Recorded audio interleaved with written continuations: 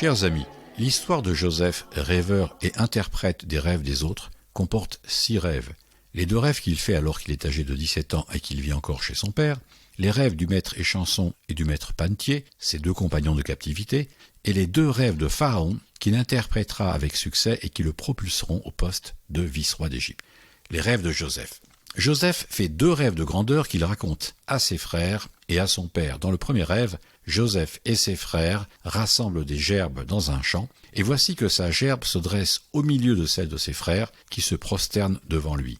Dans le second rêve, Joseph voit 11 étoiles, le soleil et la lune se prosterner devant lui. Le sens de ces 2 rêves est suffisamment clair pour que ses frères le comprennent, se mettent à le haïr, et que même son père soit incrédule et se mette en colère contre lui.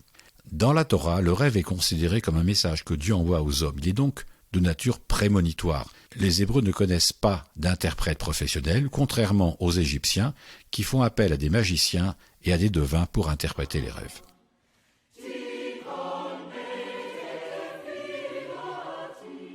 Les rêves de l'Échanson et du Panetier. Alors que Joseph est en prison, ses 2 compagnons, le maître Échanson et le maître Panetier, font un rêve. Joseph voit qu'ils sont soucieux et Joseph se propose d'interpréter leurs rêves. Le maître Échanson accepte et raconte son rêve à Joseph. Le maître Échanson a rêvé qu'il cueillait des raisins de 3 plants de vigne, en exprimait le jus dans une coupe et la présentait à Pharaon. Le maître Échanson est satisfait de l'interprétation que va lui donner Joseph, et du coup, le maître Panetier décide de raconter également son rêve à Joseph. Le maître Panetier a rêvé qu'il portait 3 paniers superposés sur la tête contenant des pains et que des oiseaux du ciel venaient picorer dans les paniers.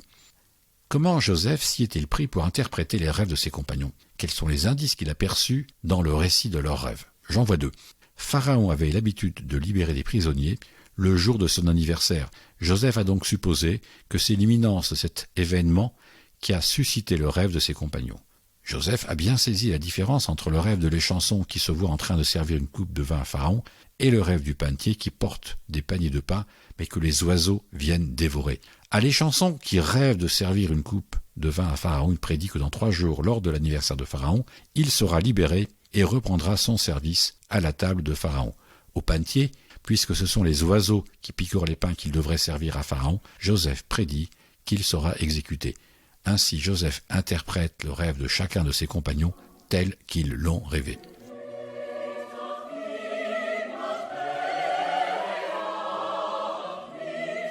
Les rêves de Pharaon.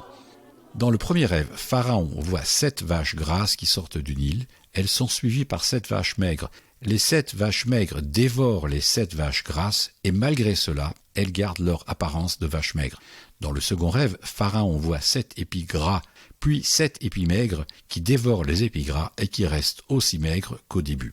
La première observation que fait Joseph est que ces 2 rêves correspondent à une seule et même réalité, car le motif sous-jacent est identique. 7 objets bons sont suivis par 7 objets mauvais, et les 7 objets mauvais absorbent les 7 objets bons.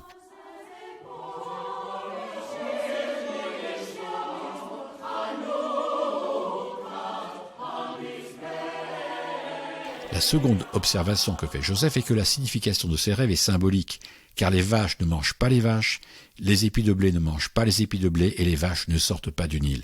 Comment décoder le message adressé à Pharaon?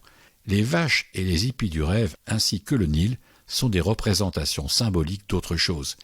Joseph imagine que les épis du rêve peuvent représenter des récoltes et que les vaches du rêve peuvent représenter des troupeaux. Autrement dit, il est question d'agriculture et d'élevage.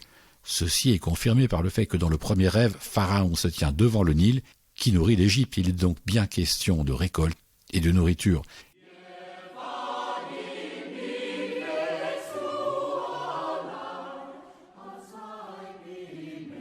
Les récoltes et les naissances dans les troupeaux sont des phénomènes annuels. Une succession de 7 vaches grasses indique 7 années de bonnes récoltes qui permettent de nourrir le troupeau. 7 vaches maigres indiquent des années de disette. L'éleveur ne peut nourrir son troupeau qui dépérit. Cette hypothèse est confirmée par l'apparition successive de 7 épis gras et de 7 épis maigres. D'un rêve à l'autre, le message est bien le même.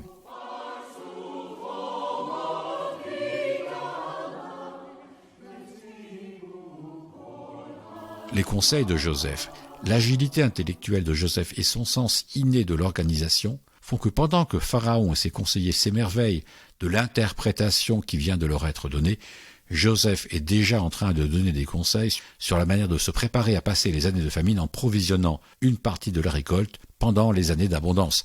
Joseph recommande de centraliser cette activité sous l'autorité de Pharaon afin d'éviter les méfaits de la corruption. Ainsi, l'imposition, le stockage et la distribution de l'alimentation pendant les années de disette seront assurés par Pharaon et sous son autorité.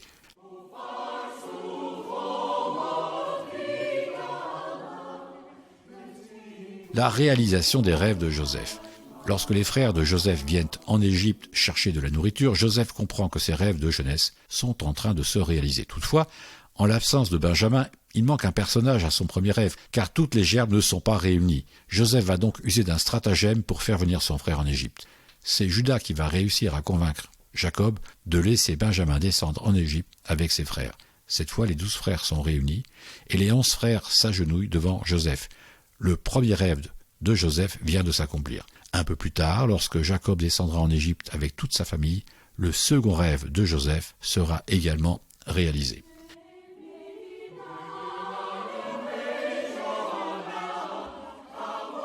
Joseph, Freud et Herzl. Dire de Joseph que c'est un rêveur serait très réducteur. Joseph est celui qui sait transformer ses rêves en réalité. En ce sens, on peut effectivement établir un rapprochement entre Joseph et Herzl plutôt qu'avec Freud. Joseph est celui qui annonçait à ses frères et à son père « J'ai rêvé un rêve ». Théodore Herzl est celui qui déclarait « Si vous le voulez, ce ne sera pas un rêve ». Shabbat Shalom.